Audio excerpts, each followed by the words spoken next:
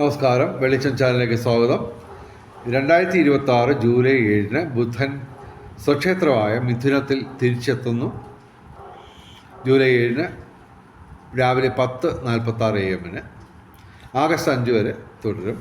അപ്പോൾ ഭദ്രയോഗത്തോടുകൂടി ബുധൻ തിരിച്ചു വരികയാണ് കർക്കിടകത്തിൽ നിന്നും. അപ്പോൾ ബുധനുമായിട്ട് ബന്ധപ്പെട്ട നേട്ടങ്ങളൊക്കെ നിങ്ങൾക്കറിയാം.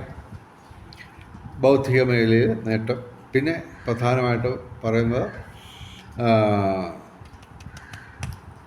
സംസാരകലയുമായിട്ട് ബന്ധപ്പെട്ട പ്രവർത്തിക്കുന്നവർക്ക്, തൊഴിൽ ചെയ്യുന്നവർക്ക് നേട്ടമാണ്. അഡ്വക്കേറ്റുമാർ, അധ്യാപകർ, ഗായകർ, കലാകാരന്മാർ, അതുപോലെ തന്നെ ബിസിനസ്സുകാർ, രാഷ്ട്രീയക്കാർ ഒക്കെ.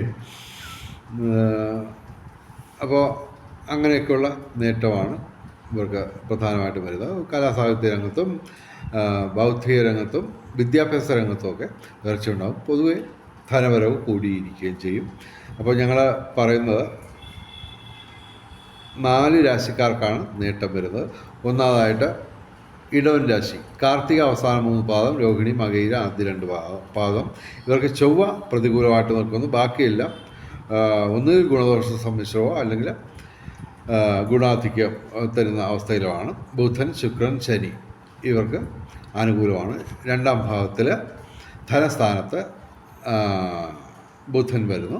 അപ്പോൾ മറ്റെല്ലാത്തിനും പുറമെ ധനവരവ് ഇവർക്ക് പ്രത്യേകം കൂടിയിരിക്കും. പിന്നെ ഞങ്ങൾ പറയുന്ന രാശി എന്ന് പറയുന്നത് മീനം രാശിയാണ്. മീനം രാശി എന്ന് പറയുമ്പോൾ പൂരിട്ടാതി അവസാന പാദം, ഉത്തരട്ടാതി രേവതി. മീനം രാശിക്ക് 4ാം ഭാവത്തിൽ ബുധൻ വരുന്നു. 4ാം ഭാവം എന്ന് പറയുമ്പോൾ വീട്, വാഹനം, മാതാവ്, സുഖം ഒക്കെയാണ് സൂചിപ്പിക്കുന്നത് 4ാം ഭാവം.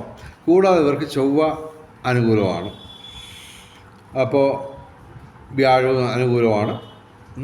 അപ്പോൾ ഇവർക്ക് പൊതുവെ ഭൗതിക സുഖങ്ങൾ തീർച്ചയായിട്ടും ഉണ്ടാവും. പിന്നെ ഈ പറഞ്ഞ മേഖലയിലൊക്കെ ഇവർക്ക് ആനുകൂല്യം കൂടിയിരിക്കും. ഇനി ഞങ്ങൾ പറയുന്ന രാശി എന്ന് പറയുന്നത് മകരം രാശിയാണ്. ഉത്രാടം അവസാന 3 പാദം, തിരുവോണം, അവിട്ടം ആദ്യ 2 പാദം. മകരം രാശി. മകരം രാശിക്ക് ശനിയും വ്യാഴവും അനുകൂലമാണ്. ഓക്കെ. അതുപോലെ സൂര്യൻ, ശുക്രൻ ഇവയൊക്കെ അനുകൂലമാണ്. കൂടാതെ ഇപ്പോൾ ബുധനും അനുകൂലമായിട്ട് വരുന്നു. തീർച്ചയായിട്ടും ഇവർക്ക് മകരം രാശി എന്ന് പറയുമ്പോൾ അവർക്ക് 6ാം ഭാവത്തിലാണ് അനുകൂലമായിട്ട് ബുധൻ വരുന്നത്. അപ്പോൾ ശത്രു, രോഗം, കടം, കേസ്, അപകടം ഈ പറഞ്ഞ മേഖലയിൽ ഇവർക്ക് സ്പെഷ്യലായിട്ട് കൺസിഡറേഷൻ കിട്ടും. കൂടാതെ ധനവരവും കൂടിയിരിക്കും. മകരം രാശി. ഓക്കെ. ഇനി കന്നിരാശി. കന്നിരാശി എന്ന് പറയുമ്പോൾ ഉത്രം അവസാന 3 പാദം, അത്തം, ചിത്തിര ആദ്യ 2 പാദം.